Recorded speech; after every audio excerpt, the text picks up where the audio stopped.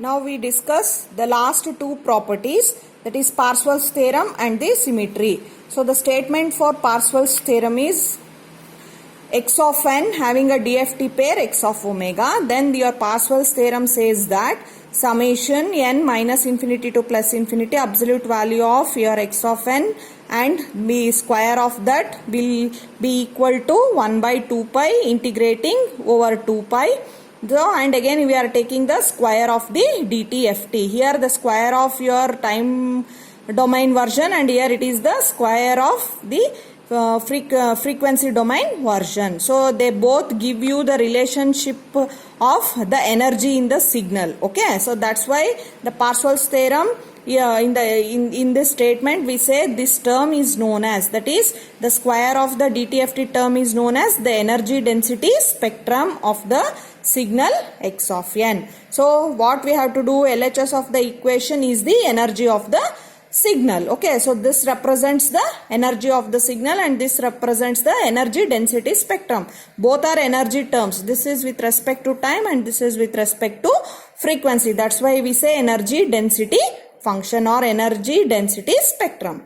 So for the proof, so we have to consider the energy equation. Okay, energy is given by the square of your x of n, which is obtained summation from minus infinity to plus infinity. So since it's the absolute value, here we will take its complex conjugate. Similarly, so for the complex conjugate, by using your synthesis equation, we will be writing this. The same property we have also discussed in Fourier series. There also we took the synthesis equation and we took the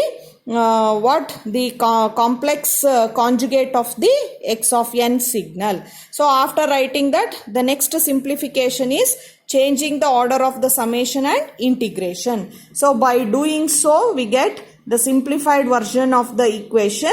So just rearranging it, here you can see you will be getting two terms. So one is the complex conjugate and another one is the real signal. So if you combine these two, again I can write it in terms of the square of absolute value of the square of the value, and hence we have proved the LHS is equal to RHS. And the last property is a very simple property, that is symmetry property. In the symmetry property, what we discuss, so x of n having a DTFT pair x of omega, then we'll define some three laws. So if x of n is a real signal, then the complex conjugate will be equal to the original signal.